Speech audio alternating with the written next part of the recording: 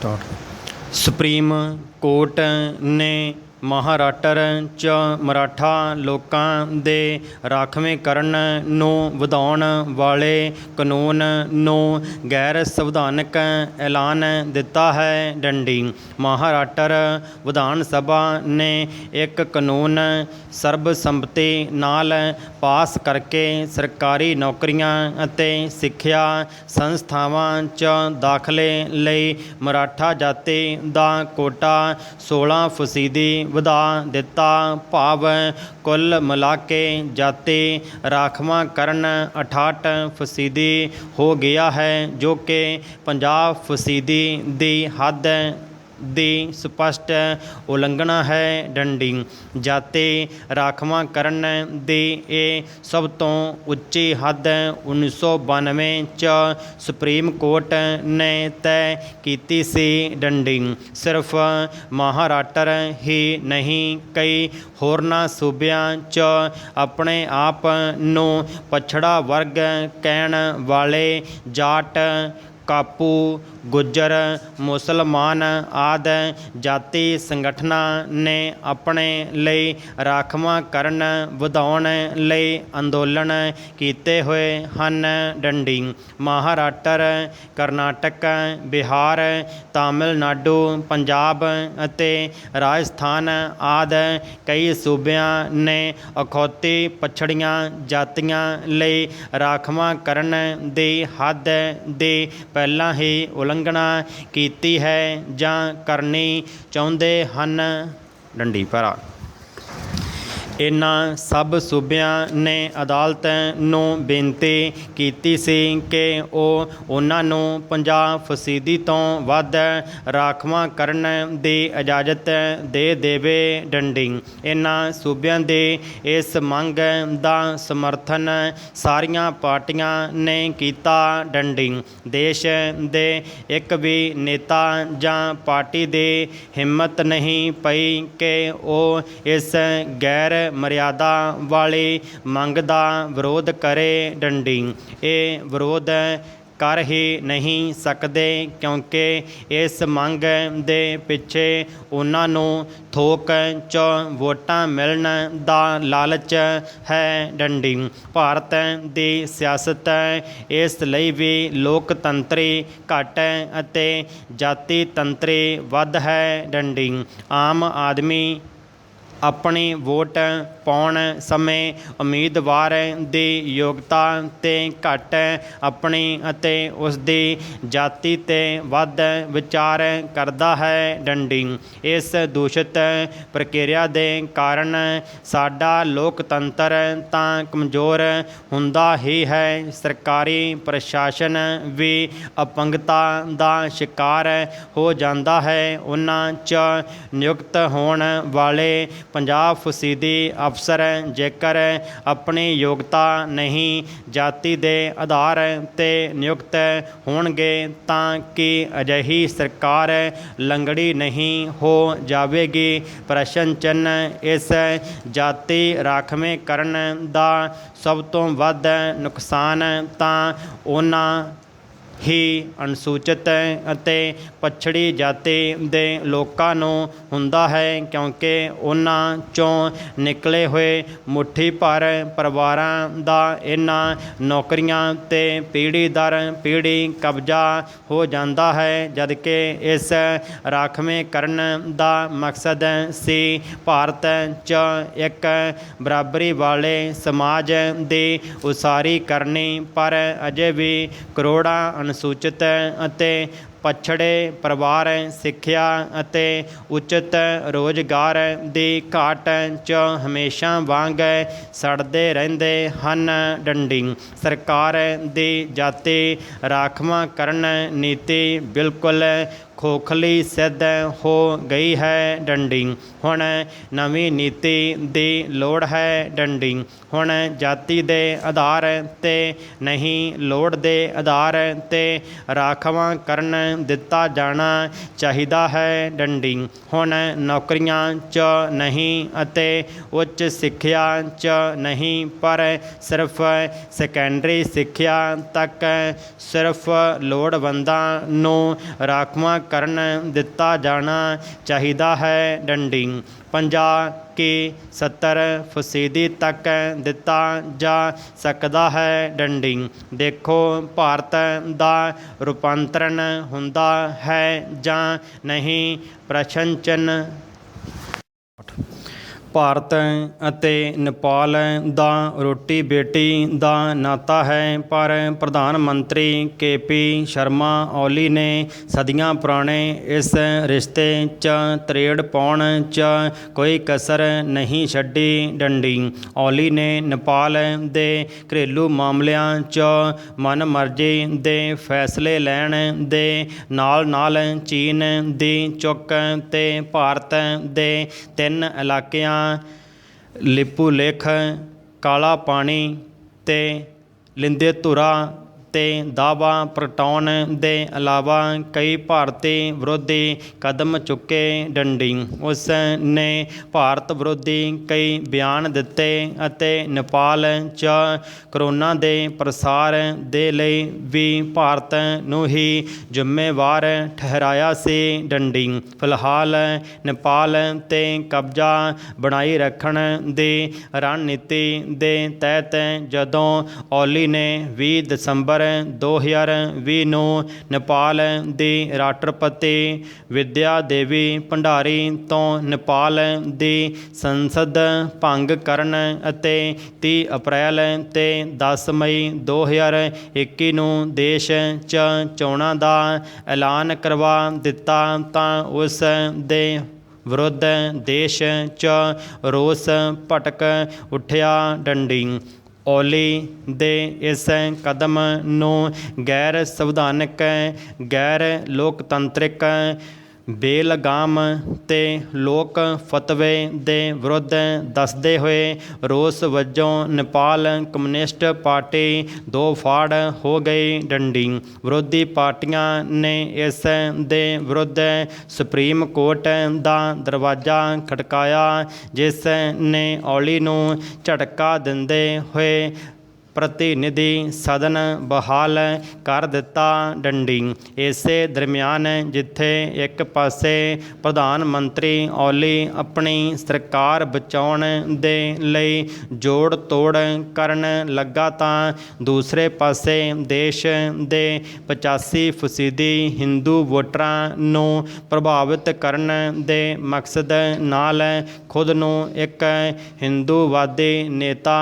ਦੇ ਰੂਪ 'ਚ ਪੇਸ਼ ਕਰਨ ਲਈ ਧਾਰਮਿਕ ਯੱਗਾਂ 'ਚ ਹਿੱਸਾ ਲੈਣ ਲੱਗਾ। ਡੰਡੀ ਇਸੇ ਰਣਨੀਤੀ ਦੇ ਤਹਿਤ ਜਨਵਰੀ 'ਚ ਉਹ ਕਾਠਮੰਡੂ ਦੇ ਪਸ਼ੂਪਤੀ ਨਾਥ ਮੰਦਰ 'ਚ ਪਤਨੀ ਰਾਧਿਕਾ ਦੇ ਨਾਲ ਪੂਜਨ ਦੇ ਲਈ ਗਿਆ। ਡੰਡੀ ਉਸ ਨੇ ਉੱਥੇ ਪੂਜਾ ਅਰਚਨਾ ਕਰਨ ਦੇ ਇਲਾਵਾ ਦੇਸੀ ਘਿਓ ਦਾ 1.25 ਲੱਖ ਦੀਵੇ ਜਗਾਏ ਅਤੇ ਮੰਦਰ ਦੇ ਸੁੰਦਰੀਕਰਨ ਦੇ ਲਈ 108 ਕਿਲੋ ਸੋਨੇ ਦੀ ਖਰੀਦ ਲਈ 30 ਕਰੋੜ ਰੁਪਏ ਦੇਣ ਦਾ ਐਲਾਨ ਵੀ ਕੀਤਾ।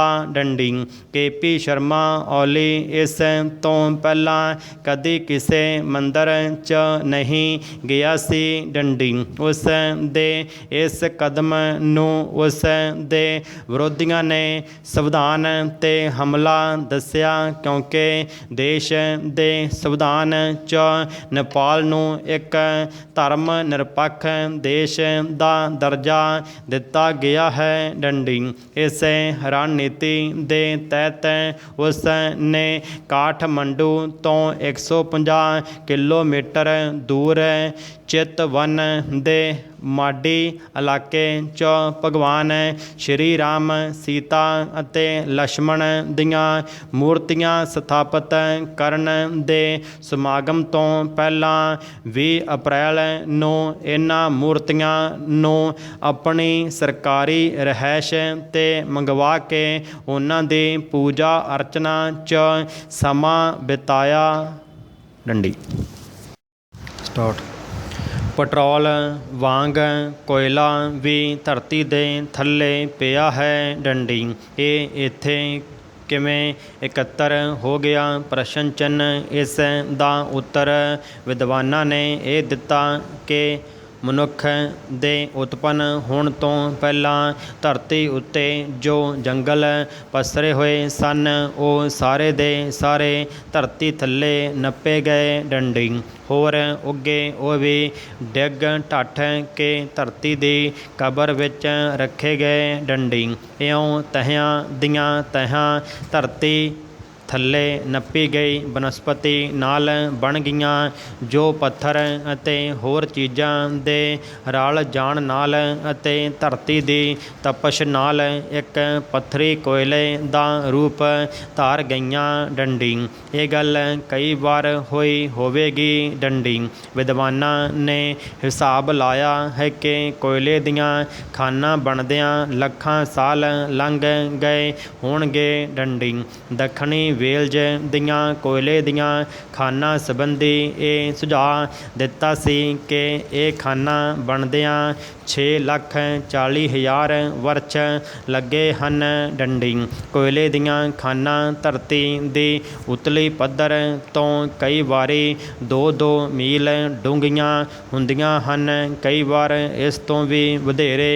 ਡੰਡੀ ਇਹਨਾਂ ਖਾਨਾਂ ਦੇ ਨੇੜੇ ਕਈ ਵਾਰੀ ਕੋਇਲੇ ਤੋਂ ਬਿਨਾਂ ਹੋਰ ਚੀਜ਼ਾਂ ਵੀ ਲੱਭ ਜਾਂਦੀਆਂ ਹਨ, ਜਿਵੇਂ ਲੋਹਾ, ਚੂਨਾ ਆਦਿ। ਡੰਡੀ ਭਰਾ ਬਰਤਾਨੀਆ ਦੀ ਉੱਨਤੀ ਦਾ ਬਹੁਤਾ ਭੇਤ ਇਸ ਵਿੱਚ ਹੀ ਹੈ ਕਿ ਉਸਨੂੰ ਲੋਹਾ, ਚੂਨਾ ਅਤੇ ਕੋਇਲਾ ਸਭ ਕੁਝ ਇਕੱਠਾ ਹੀ ਲੱਭ ਗਿਆ ਸੀ। ਡੰਡੀ ਇਹਨਾਂ ਖਾਨਾਂ ਵਿੱਚੋਂ ਜੋ ਕੋਇਲਾ ਲੱਭਦਾ ਹੈ ਉਸ ਵਿੱਚ ਕੁਝ ਅਜਿਹਾ ਹੁੰਦਾ ਹੈ ਜਿਸ ਦਾ ਰੰਗ ਕਾਲੇ ਦੀ ਥਾਂ ਭੂਰਾ ਹੁੰਦਾ ਹੈ। ਡੰਡੀ ਇਸ ਵਿੱਚੋਂ ਧੂੰਆਂ ਬਹੁਤ ਨਿਕਲਦਾ ਹੈ ਅਤੇ ਇਸ ਵਿੱਚ ਬਹੁਤ ਸਾਰਾ ਲੱਕੜ ਦਾ ਭਾਗ ਹੁੰਦਾ ਹੈ। ਡੰਡੀ ਗਹਿਣਿਆਂ ਵਿੱਚ ਵਰਤਿਆ ਜਾਣ ਵਾਲਾ ਕਾਲਾ ਨਗ ਇਸ ਕੋਇਲੇ ਦੀ ਇੱਕ ਪ੍ਰਕਾਰ ਹੈ। ਡੰਡੀ ਦੂਜੀ ਭਾਂਤ ਦਾ ਕੋਇਲਾ ਉਹ ਹੈ ਜੋ ਸਖਤ ਤੇ ਚਮਕੀਲਾ ਹੁੰਦਾ ਹੈ ਤੇ ਹੱਥਾਂ ਨੂੰ ਕਾਲਾ ਨਹੀਂ ਕਰਦਾ। ਡੰਡੀ ਇਹ ਛੇਤੀ ਬਲਦਾ ਨਹੀਂ ਪਰ ਜੇ ਭੱਖ ਪਏ ਤਾਂ ਬਿਨਾਂ ਧੂੰਆਂ ਬੜੀ ਤੇਜ਼ ਤਪਸ਼ ਲਾਟ ਦਿੰਦਾ ਹੈ। ਡੰਡੀ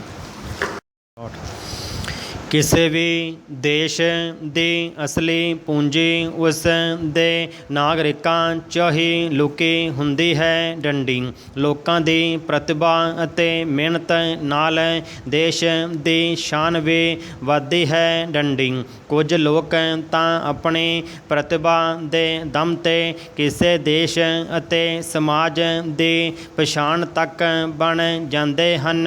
ਡੰਡੀ ਗੁਰੂਦੇਵ ਰਵਿੰਦਰਨਾਥ ਟੈਗੋਰ ਵੀ ਅਜਿਹੀ ਹੀ ਸ਼ਖਸੀਅਤ ਹਨ ਜਿਨ੍ਹਾਂ ਨੇ ਭਾਰਤ ਦੀ ਸੱਭਿਆਚਾਰਕ ਪਛਾਣ ਨੂੰ 4 ਚੰਨ ਲਗਾਏ। ਡੰਡੀ ਉਹਨਾਂ ਨੇ ਆਪਣੀ ਪ੍ਰਤਿਭਾ ਮਨੁੱਖਤਾਵਾਦੀ ਵਿਚਾਰਾਂ, ਕਾਰਜਾਂ ਅਤੇ ਲੇਖਣੀ ਰਾਹੀਂ ਦਰਸ਼ਨ, ਸਾਹਿਤ, ਸੰਗੀਤ, ਚਿੱਤਰਕਲਾ, ਸਿੱਖਿਆ, ਸਾਹਿਤ ਆਦਿ ਵੱਖ-ਵੱਖ ਖੇਤਰਾਂ ਨੂੰ ਨਵੀਂ ਦੇਣ ਦਿੱਤੀ ਜਿਸ ਨੂੰ ਸਦਾ ਯਾਦ ਰੱਖਿਆ ਜਾਵੇਗਾ। ਡੰਡੀ ਅੰਗਰੇਜ਼ੀ ਸ਼ਾਸਨ ਦੀਆਂ ਜ਼ਾਲਮਾਨਾ ਕਾਰਵਾਈਆਂ ਨੂੰ ਦੇਖਦੇ ਹੋਏ ਉਹਨਾਂ ਨੇ ਸਰ ਅਤੇ ਨਾਈਟਹੁੱਡ ਆਦਿ ਦੀਆਂ ਉਪਾਧੀਆਂ ਨੂੰ ਵਾਪਸ ਕਰ ਦਿੱਤਾ। ਡੰਡੀ ਉਹਨਾਂ ਦੇ ਯੋਗਦਾਨ ਨੂੰ ਦੇਖਦੇ ਹੋਏ ਦੇਸ਼ ਦੀ ਜਨਤਾ ਨੇ ਉਹਨਾਂ ਨੂੰ ਸਨਮਾਨ ਵਜੋਂ ਗੁਰੂਦੇਵ ਦੀ ਉਪਾਧੀ ਦਿੱਤੀ। ਡੰਡੀ ਭਰਾ ਰਵਿੰਦਰ ਨਾਥ ਦਾ ਜਨਮ 7 ਮਈ 1861 ਨੂੰ ਕਲਕੱਤਾ 'ਚ ਦਵਿੰਦਰ ਨਾਥ ਠਾਕੁਰ ਅਤੇ ਸ਼ਾਰਦਾ ਦੀ 14ਵੀਂ ਔਲਾਦ ਦੇ ਰੂਪ 'ਚ ਹੋਇਆ। ਡੰਡੀ ਪਿਤਾ ਬ੍ਰਹਮ ਸਮਾਜ ਨਾਲ ਜੁੜੇ ਸਨ। ਡੰਡੀ ਪਰਿਵਾਰ ਖੁਸ਼ਹਾਲ ਅਤੇ ਰੱਜਿਆ ਪੁੱਜਿਆ ਸੀ। ਡੰਡੀ ਮਾਂ ਦੀ ਸਿਹਤ ਠੀਕ ਨਹੀਂ ਰਹਿੰਦੀ ਸੀ। ਡੰਡੀ ਬੱਚਿਆਂ ਦੀ ਦੇਖ ਰੇਖ ਅਤੇ ਖਾਣ ਪੀਣ ਦੀ ਜ਼ਿੰਮੇਵਾਰੀ ਨੌਕਰਾਂ ਦੇ ਹੱਥ 'ਚ ਸੀ। ਡੰਡੀ ਬੱਚਿਆਂ ਦੀਆਂ ਸਰਗਰਮੀਆਂ 'ਤੇ ਲਗਾਮ ਕੱਸਣ ਲਈ ਇੱਕ ਵਾਰ ਇੱਕ ਨੌਕਰ ਨੇ ਰਮਾਇਣ ਦੀ ਲਛਮਣ ਰੇਖਾ ਦਾ ਪ੍ਰਸੰਗ ਸੁਣਾਇਆ ਅਤੇ ਲਛਮਣ ਰੇਖਾ ਟੱਪਣ 'ਤੇ ਮੁਸੀਬਤ 'ਚ ਪੈ ਜਾਣ ਦਾ ਉਪਦੇਸ਼ ਦਿੱਤਾ। ਡੰਡੀ ਬਾਲਕ ਰਵਿੰਦਰ ਨਾਥ ਦੀ ਪੜ੍ਹਾਈ ਲਈ ਘਰ 'ਚ ਹੀ ਅਧਿਆਪਕ ਆਉਂਦੇ ਸਨ। ਡੰਡੀ ਆਪਣੇ ਵੱਡੇ ਭਰਾਵਾਂ ਵਾਂਗ ਉਹਨਾਂ ਦਾ ਮਨ ਵੀ ਸਕੂਲ ਜਾਣ ਲਈ ਤੜਫਦਾ ਸੀ। ਡੰਡੀ ਦੱਸਦੇ ਹਨ ਕਿ ਜਦੋਂ ਉਹਨਾਂ ਨੇ ਸਕੂਲ ਜਾਣ ਦੀ ਇੱਛਾ ਪ੍ਰਗਟ ਕੀਤੀ ਤਾਂ ਅਧਿਆਪਕ ਨੇ ਉਹਨਾਂ ਦੀ ਕੁੱਟਮਾਰ ਕਰ ਦਿੱਤੀ। ਡੰਡੀ ਬਾਅਦ 'ਚ ਉਹਨਾਂ ਨੂੰ ਸਕੂਲ ਭੇਜਿਆ ਜਾਣ ਲੱਗਾ ਪਰ ਅਧਿਆਪਕਾਂ ਦੇ ਜ਼ੁਲਮ ਪੁਣੇ ਅਤੇ ਕੁੱਟਮਾਰ ਤੋਂ ਰਵਿੰਦਰ ਨਾਥ ਦਾ ਮਨ ਪੜ੍ਹਾਈ ਤੋਂ ਪਰੇਸ਼ਾਨ ਰਹਿਣ ਲੱਗਾ। ਡੰਡੀ ਉਹਨਾਂ ਦੇ ਮਨ 'ਚ ਸਵਾਲ ਪੈਦਾ ਹੋਇਆ ਕਿ ਜਿਹੜੇ ਸਕੂਲਾਂ ਨੂੰ ਵਿੱਦਿਆ ਮੰਦਰ ਕਿਹਾ ਜਾਂਦਾ ਹੈ ਉਹਨਾਂ 'ਚ ਹਿੰਸਾ ਆਖਰ ਕਿਉਂ ਹੁੰਦੀ ਹੈ। ਪ੍ਰਸ਼ਨ ਚਿੰਨ੍ਹ ਪੈਰਾ ਸਕੂਲੀ ਸਿੱਖਿਆ ਤੋਂ ਅੱਕੇ ਬਾਲਕ ਰਵਿੰਦਰ ਨਾਥ ਨੇ ਆਪਣੇ ਪਿਤਾ ਨਾਲ ਹਿਮਾਲਿਆ ਦੀ ਯਾਤਰਾ ਕੀਤੀ। ਡੰਡੀ ਸ਼ਾਂਤੀ ਨਿਕੇਤਨ ਤੋਂ ਉਹ ਅੰਮ੍ਰਿਤਸਰ ਪੁੱਜੇ। ਡੰਡੀ ਉੱਥੋਂ 7000 ਫੁੱਟ ਦੀ ਉਚਾਈ 'ਤੇ ਡਲਹੌਜ਼ੀ ਪਹੁੰਚੇ। ਡੰਡੀ ਹਿਮਾਲਿਆ ਦੀ ਬੁੱਕਲ 'ਚ ਉਹਨਾਂ ਨੇ 4 ਮਹੀਨੇ ਬਿਤਾਏ ਜਿਸ ਦਾ ਉਹਨਾਂ ਦੀ ਸੋਚ ਅਤੇ ਸੰਸਕਾਰਾਂ 'ਤੇ ਡੂੰਘਾ ਅਸਰ ਪਿਆ। ਡੰਡੀ ਘਰ ਪਰਤਣ 'ਤੇ ਉਹ ਮਾਪਿਆਂ ਅਤੇ ਨੇੜੇ ਤੇੜੇ ਦੇ ਬੱਚਿਆਂ ਨੂੰ ਹਿਮਾਲਿਆ ਦੇ ਕਿੱਸੇ ਸੁਣਾਉਂਦੇ। ਡੰਡੀ 12 ਸਾਲ ਦੀ ਉਮਰ 'ਚ ਰਵਿੰਦਰ ਨਾਥ ਟੈਗੋਰ ਨੇ ਅਭਿਲਾਸ਼ਾ ਕਵਿਤਾ ਲਿਖੀ ਜੋ ਕਿ ਤਤਵਬੋਧਨੀ ਨਾਂ ਦੇ ਰਸਾਲੇ 'ਚ ਪ੍ਰਕਾਸ਼ਿਤ ਹੋਈ। ਡੰਡੀ ਰਵਿੰਦਰ ਨਾਥ ਦੀ ਉਮਰ 13 ਸਾਲ ਦੀ ਹੀ ਸੀ ਕਿ ਮਾਂ ਦੀ ਮੌਤ ਹੋ ਗਈ ਅਤੇ ਰਵਿੰਦਰ ਮੁੜ ਤੋਂ ਹਿਮਾਲਿਆ ਜਾਣ ਦੀ ਸੋਚਣ ਲੱਗੇ। ਡੰਡੀ ਅਜਿਹੇ 'ਚ ਵੱਡੇ ਭਰਾ ਜੋਤਿੰਦਰ ਨਾਥ ਅਤੇ ਉਹਨਾਂ ਦੀ ਪਤਨੀ ਕਬਾਂਦਰੀ ਦੇਵੀ ਨੇ ਬਹੁਤ ਸਹਾਰਾ ਦਿੱਤਾ। ਡੰਡੀ ਸਦਮੇ ਤੋਂ ਉੱਭਰਨ 'ਤੇ 14 ਸਾਲ ਦੇ ਰਵਿੰਦਰ ਨੇ 1600 ਸ਼ਬਦਾਂ ਦੀ ਕਵਿਤਾ ਬਨ ਫੂਲ ਲਿਖੀ ਜੋ ਕਿ ਗਿਆਨਕੁਰ ਰਸਾਲੇ 'ਚ ਪ੍ਰਕਾਸ਼ਿਤ ਹੋਈ। ਡੰਡੀ ਰਵਿੰਦਰ ਦੇ ਪਿਤਾ ਉਹਨਾਂ ਨੂੰ ਬੈਰਿਸਟਰ ਬਣਾਉਣਾ ਚਾਹੁੰਦੇ ਸਨ। ਡੰਡੀ ਇਸ ਦੇ ਲਈ ਉਹਨਾਂ ਨੇ 1878 'ਚ ਰਵਿੰਦਰ ਨਾਥ ਨੂੰ ਬ੍ਰਿਟੇਨ ਭੇਜ ਦਿੱਤਾ। ਡੰਡੀ ਉੱਥੇ ਉਹਨਾਂ ਨੂੰ ਪੱਛਮੀ ਸੰਗੀਤ ਅਤੇ ਨ੍ਰਿਤ ਆਦਿ ਕਲਾਵਾਂ ਸਿੱਖਣ ਦਾ ਮੌਕਾ ਮਿਲਿਆ। ਡੰਡੀ ਬਾਅਦ 'ਚ ਪੜ੍ਹਾਈ ਵਿਚਾਲੇ ਛੱਡ ਕੇ ਉਹ ਭਾਰਤ ਆ ਗਏ। ਡੰਡੀ ਉੱਥੋਂ ਵਾਪਸ ਪਰਤੇ ਤਾਂ ਘਰ 'ਚ ਨਾ ਭਰਾ ਭਾਬੀ ਸੀ ਅਤੇ ਨਾ ਹੀ ਪਿਤਾ ਜੀ। ਡੰਡੀ ਇਸ ਲਈ ਇਕੱਲੇਪਨ 'ਚ ਉਹਨਾਂ ਨੇ ਉਦਾਸ ਗੀਤਾਂ ਦੀ ਰਚਨਾ ਕੀਤੀ ਜੋ ਕਿ ਉਹਨਾਂ ਦੇ ਸਿੰਧਿਆ ਗੀਤ ਸੰਗ੍ਰਹਿ 'ਚ ਪ੍ਰਕਾਸ਼ਿਤ ਹੋਏ ਡੰਡੀ। ਉਹਨਾਂ ਨੇ 2 ਨਾਟਕ ਵੀ ਲਿਖੇ ਡੰਡੀ। ਉਹਨਾਂ ਦਾ ਵਿਆਹ ਮਰੀਨਾ ਲੀਨੀ ਨਾਲ ਕਰ ਦਿੱਤਾ ਗਿਆ ਡੰਡੀ। ਪੋਸਟ ਮਾਸਟਰ ਚਿੱਤਰਾ ਨਦੀ ਚੈਤਾਲੀ ਵਿਦਾਈ ਅਭਿਸ਼ਾਪ ਚਿਰਕੁਮਾਰ ਸਭਾ ਤੇ ਕਬੂਲੀਵਾਲਾ ਸਮੇਤ ਕਈ ਰਚਨਾਵਾਂ ਆਈਆਂ ਡੰਡੀ। ਉਹਨਾਂ ਦੇ ਕਬੂਲੀਵਾਲਾ ਤੇ ਹਮੇਨ ਗੁਪਤਾ ਦੇ ਨਿਰਦੇਸ਼ਨ 'ਚ ਫਿਲਮ ਵੀ ਬਣੀ ਜਿਸ 'ਚ ਬਲਰਾਜ ਸਾਹਨੀ ਨੇ ਮੁੱਖ ਭੂਮਿਕਾ ਨਿਭਾਈ ਡੰਡੀ। ਉਹਨਾਂ ਦਾ ਬੱਚਿਆਂ ਲਈ ਲਿਖਿਆ ਗਿਆ ਸ਼ਾਰਤੋਦਾਸ ਨਾਟਕ ਬੰਗਾਲ 'ਚ ਬਹੁਤ ਪ੍ਰਸਿੱਧ ਹੈ ਡੰਡੀ। ਕਰੋਨਾ ਕਰੋਨਾ ਕਰੋਨਾ ਡੰਡੀ।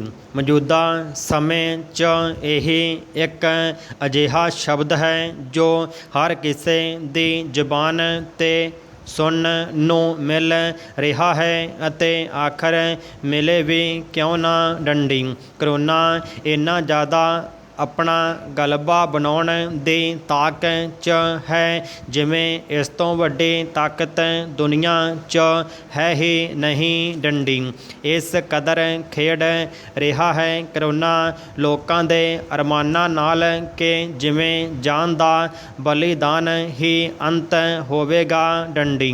ਹੁਣ ਨੂੰ ਤਾਂ ਅੱਜ ਕਰੋਨਾ ਮਹਾਂਮਾਰੀ ਨੂੰ ਫੈਲਿਆਂ ਲਗਭਗ 1.5-2 ਸਾਲ ਹੋ ਰਹੇ ਹਨ ਪਰ ਇਸ ਨੇ ਪੂਰੀ ਦੁਨੀਆ ਨੂੰ ਕਈ ਦਹਾਕੇ ਪਿੱਛੇ ਧੱਕ ਦਿੱਤਾ ਹੋਇਆ ਹੈ ਡੰਡੀ। ਇਸ ਸਾਲ ਦੇ ਆਰੰਭ 'ਚ ਇਸ ਦਾ ਰੰਗ ਥੋੜ੍ਹਾ ਬੇਸ਼ੱਕ ਹੀ ਫਿੱਕਾ ਪਿਆ ਸੀ ਡੰਡੀ। ਲੋਕਾਂ ਨੇ ਸੋਚਿਆ ਵੀ ਕਿ ਹੁਣ ਤਾਂ ਕਰੋਨਾ ਮਹਾਂਮਾਰੀ ਚਲੀ ਗਈ, ਹੁਣ ਤਾਂ ਅਸੀਂ ਬਚ ਗਏ ਅਤੇ ਲਾਪਰਵਾਹੀ ਸ਼ੁਰੂ ਹੋ ਗਈ ਡੰਡੀ। ਪਰ ਕਰੋਨਾ ਨੇ ਜਦੋਂ ਮੁੜ ਵਾਰ ਕੀਤਾ ਤਾਂ ਕੋਈ ਵੀ ਇਸ ਤੋਂ ਸੰਭਲ ਨਹੀਂ ਸਕਿਆ ਡੰਡੀ। ਆਪਣੀ ਇਸ ਦੂਸਰੀ ਲਹਿਰ ਦੇ ਸਲਾਬ 'ਚ ਕਰੋਨਾ ਨੇ ਕਈਆਂ ਦੇ ਪਰਿਵਾਰ ਤਬਾਹ ਕਰ ਦਿੱਤੇ ਡੰਡੀ। ਕਈ ਵਾਰ ਫਿਰ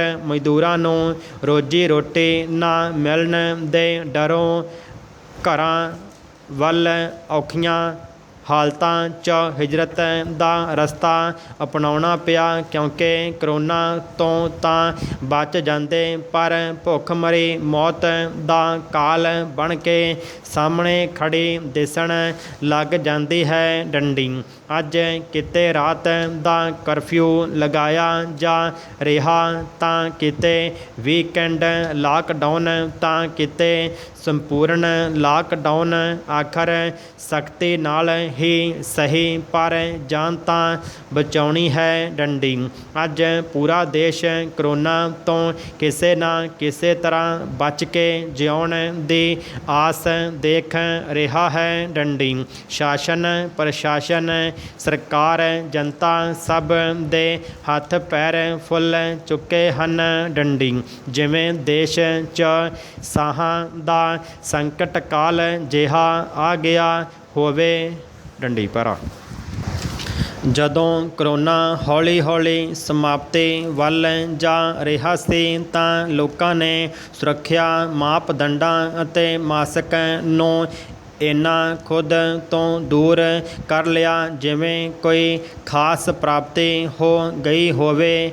ਆਯੋਜਨ ਅਜਿਹੇ ਹੋਣ ਲੱਗੇ ਹਨ ਕਿ ਜਿਵੇਂ ਕਿ ਦਹਾਕਿਆਂ ਤੋਂ ਕੁਝ ਹੋਇਆ ਹੀ ਨਾ ਹੋਵੇ ਡੰਡੀ। ਬਾਜ਼ਾਰਾਂ 'ਚ ਭੀੜਾਂ ਅਜਿਹੀਆਂ ਉਮੜੀਆਂ ਹਨ ਕਿ ਪਤਾ ਨਹੀਂ ਬਾਜ਼ਾਰ 'ਚ ਜ਼ਿੰਦਗੀ ਤੋਂ ਕੀਮਤੀ ਕੀ ਚੀਜ਼ ਵਿਕ ਰਹੀ ਹੋਵੇਗੀ। ਅਤੇ ਹੋਰ ਤਾਂ ਹੋਰ ਸਿਆਸੀ ਪਾਰਟੀਆਂ ਨੇ ਧੜਾ ਧੜ ਅਜਿਹੀਆਂ ਰੈਲੀਆਂ ਅਤੇ ਵਿਸ਼ਾਲ ਪ੍ਰੋਗਰਾਮ ਕਰਨੇ ਸ਼ੁਰੂ ਕੀਤੇ ਜਿਵੇਂ ਇਸ ਦੇ ਬਾਅਦ ਮੌਕਾ ਹੀ ਨਹੀਂ ਮਿਲੇਗਾ ਡੰਡੀ। ਇਸ ਅੱਗ 'ਚ ਘਿਓ ਪਾਉਣ ਦਾ ਕੰਮ ਵਿਆਹਾਂ ਅਤੇ ਚੋਣਾਂ ਦੇ ਮਹੂਰਤਾਂ ਨੇ ਕੀਤਾ ਅਤੇ ਇੱਥੋਂ ਜਾ ਰਹੀ ਕਰੋਨਾ ਮਹਾਮਾਰੀ ਨੇ ਆਪਣੇ ਪੈਰ ਇੱਕ ਵਾਰ ਫਿਰ ਫੈਲਾਏ ਅਤੇ ਇਸ ਕਦਰ ਫੈਲਾਏ ਕਿ ਸਥਿਤੀ ਸਾਰਿਆਂ ਦੇ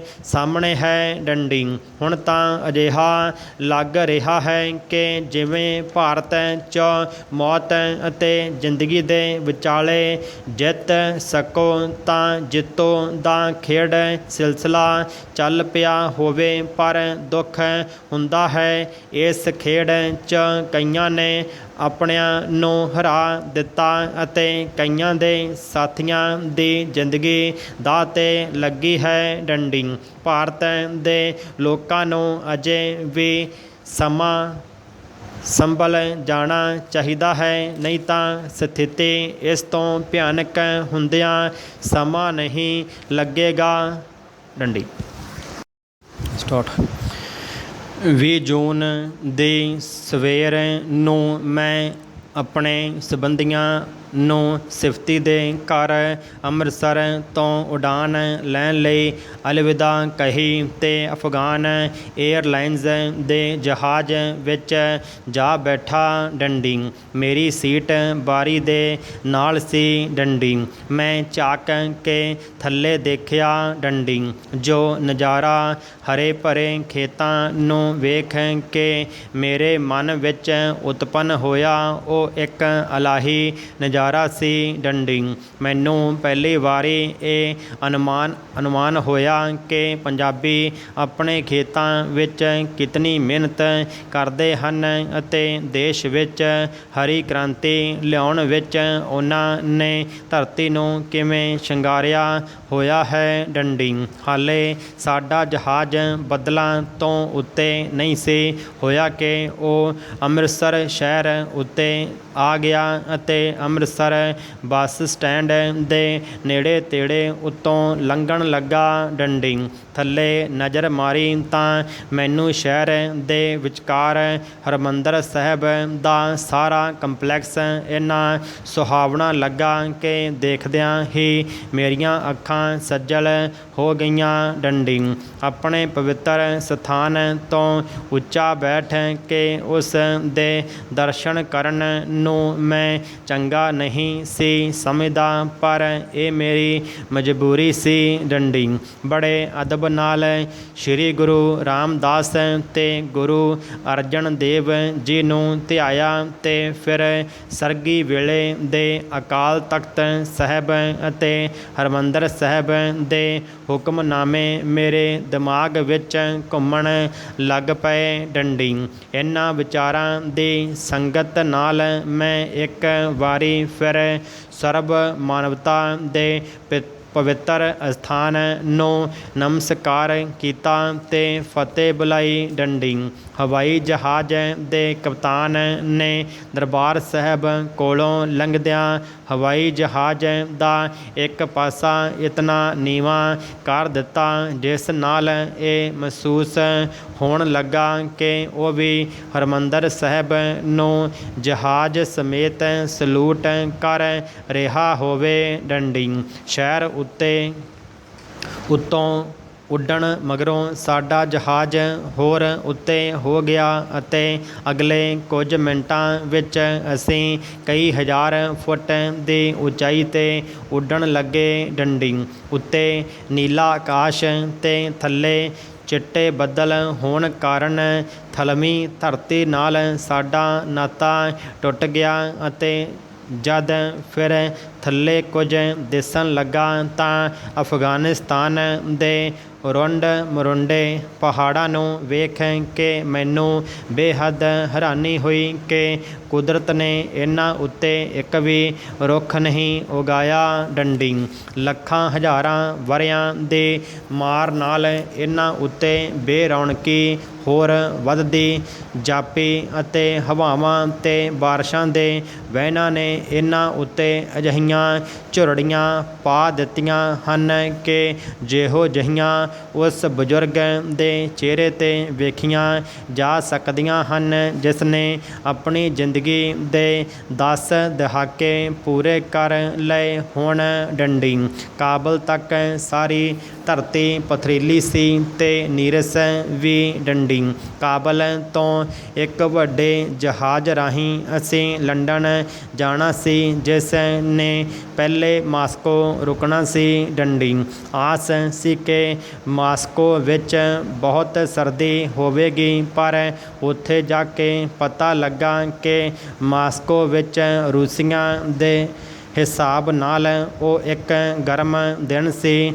ਧੁੱਪ ਵੀ ਚੜ੍ਹੀ ਹੋਈ ਸੀ ਤੇ ਉਹ ਇਸ ਧੁੱਪ ਦਾ ਪੂਰਾ ਆਨੰਦ ਮਾਣ ਰਹੇ ਸਨ। ਡੰਡੀ ਰੂਸ ਦੀ ਧਰਤੀ ਪੰਜਾਬ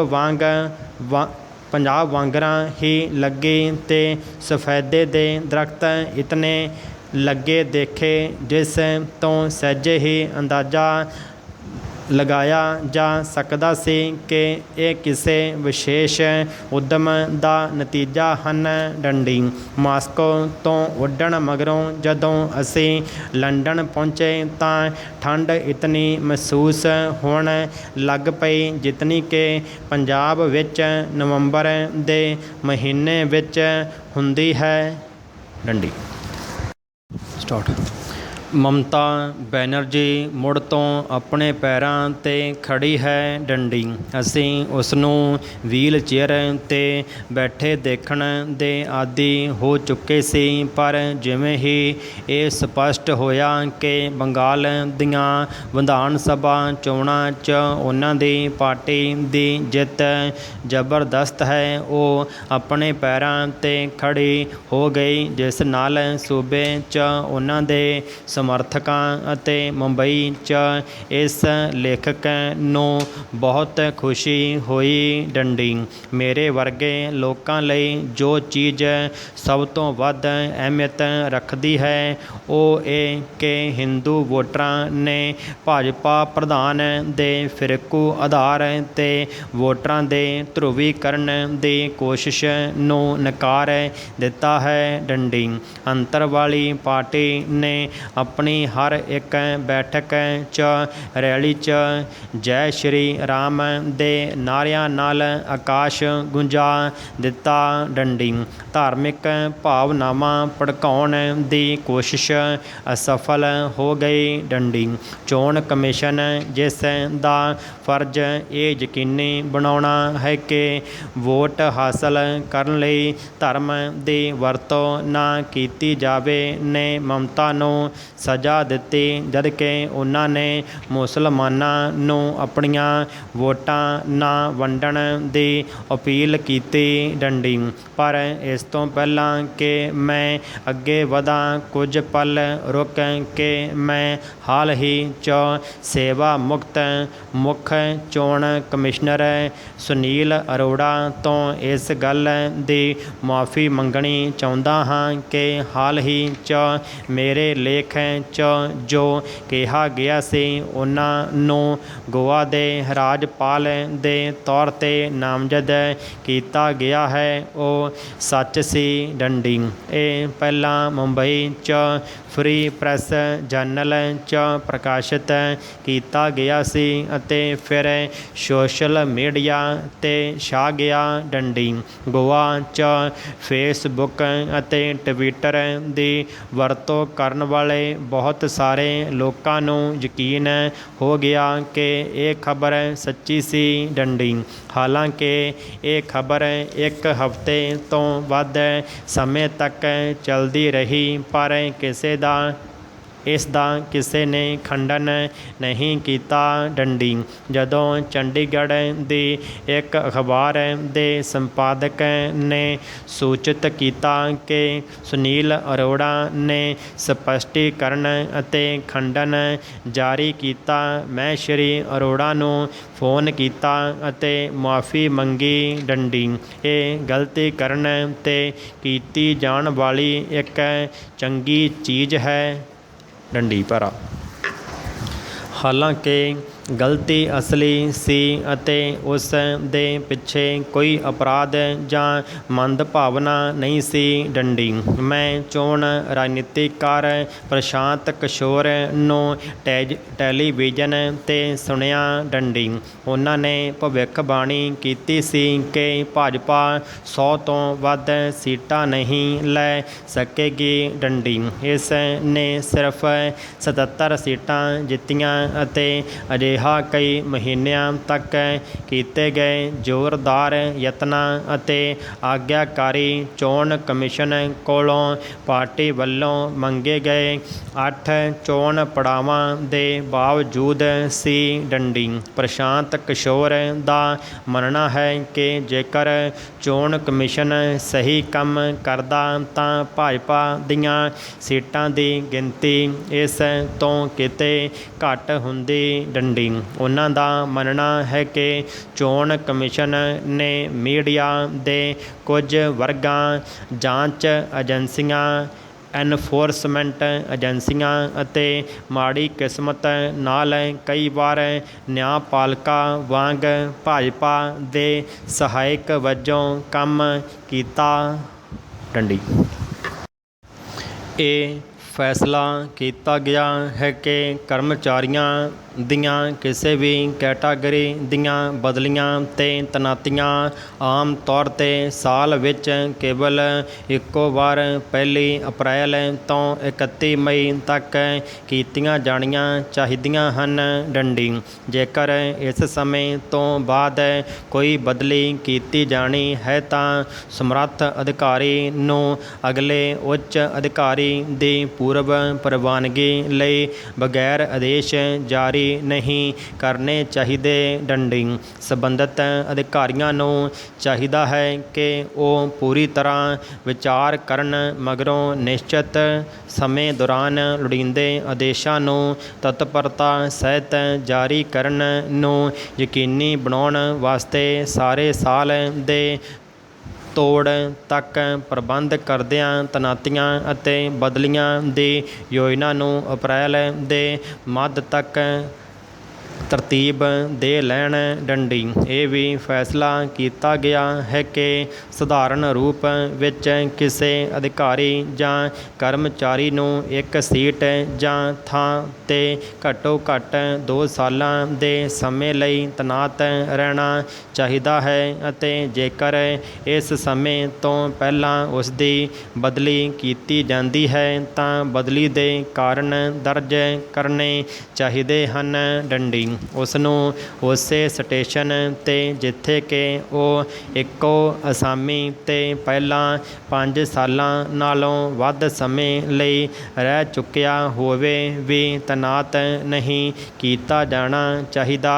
ਡੰਡੀ। ਕਾਰਜਕਾਰੀ ਇੰਜੀਨੀਅਰ ਦੇ ਰੁਤਬੇ ਤੱਕ ਦੇ ਅਧਿਕਾਰੀ ਨੂੰ ਵੰਡ ਚਾਰਜ ਜਾਂ ਜਿਸ ਵਿੱਚ ਉਸਾਰੀ ਮੰਡਲ ਵੀ ਸ਼ਾਮਲ ਹੈ ਲਗਾਤਾਰ 8 ਸਾਲਾਂ ਨਾਲੋਂ ਵੱਧ ਰਹਿਣ ਦੀ ਆਗਿਆ ਨਹੀਂ ਦਿੱਤੀ ਜਾਵੇਗੀ। ਡੰਡੀ।